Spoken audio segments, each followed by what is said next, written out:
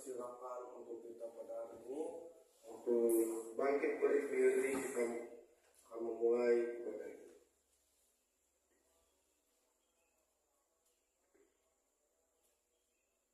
Kita menyembah Tuhan. Ku percaya janji-Mu.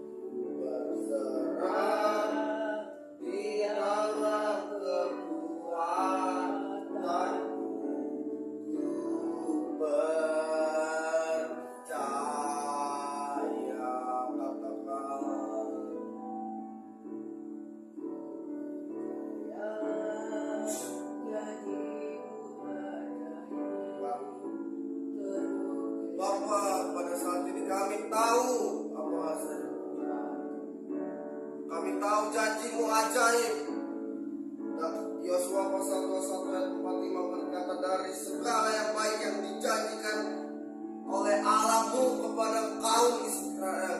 Tidak ada yang tidak dipenuhi, semuanya terpenuhi. Ketika engkau berkata amin, ketika engkau mengamini janji Tuhan, engkau sudah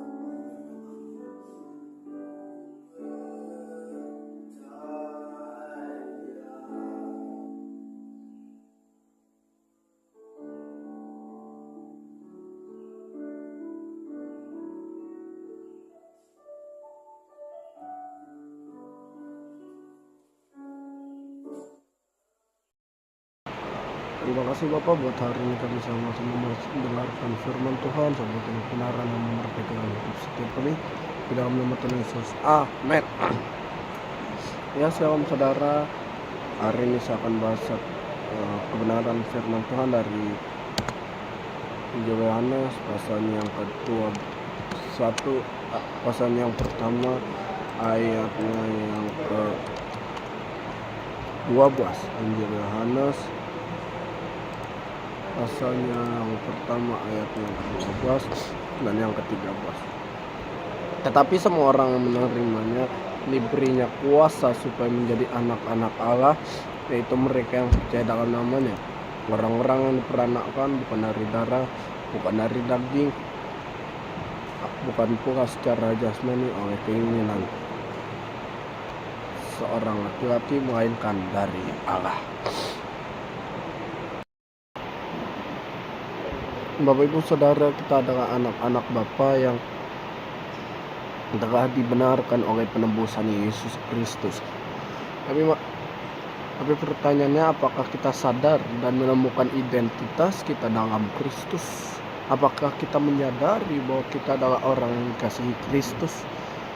Ini yang perlu kita sadari Bapak Ibu Saudara, karena semua orang yang menerimanya, artinya yang percaya kepada Kristus, diberi kuasa untuk jadi anak-anak Allah. Kita punya kuasa, kita adalah ahli waris. Dalam Galatia berkata bahwa kita adalah ahli waris oleh Allah. Ahli waris artinya seseorang yang menerima warisan dari surga. Kita menerima warisan. Kenapa di dalam Roma pasal yang ke-8 ayat yang ke-17 berkata, dan jika kita adalah anak, maka kita adalah ahli waris. Maksudnya orang-orang yang berhak menerima janji-janji Allah, yang akan menerimanya bersama-sama dengan Kristus, yaitu jika kita menderita bersama-sama dengan Dia, supaya kita juga dipermuliakan bersama-sama dengan Dia. Tetap sadari identitasmu Bapak Ibu Saudara dalam Kristus.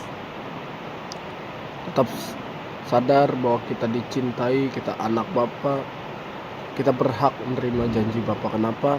Karena kita adalah anak, dan anak berhak untuk menerima apa yang Bapa miliki.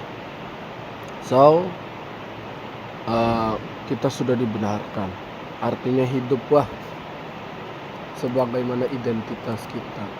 Anak presiden akan hidup sesuai dengan statusnya sebagai anak presiden. Anak raja akan hidup dalam statusnya sebagai anak raja. Anak pejabat akan hidup dalam statusnya sebagai anak pejabat. Anak Bapa di sorga pasti hidup sesuai dengan statusnya sebagai anak Bapa di sorga.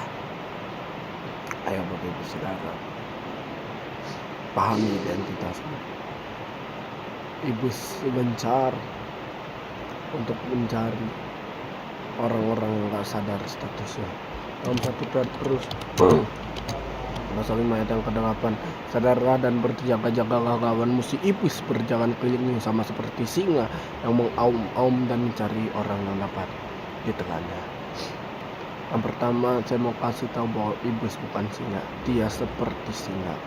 Dan yang kedua, kita gak bisa ditelan iblis. Jadi ayo, kalau kita kasih kesempatan sama iblis dapat dengan mudah melawan kita.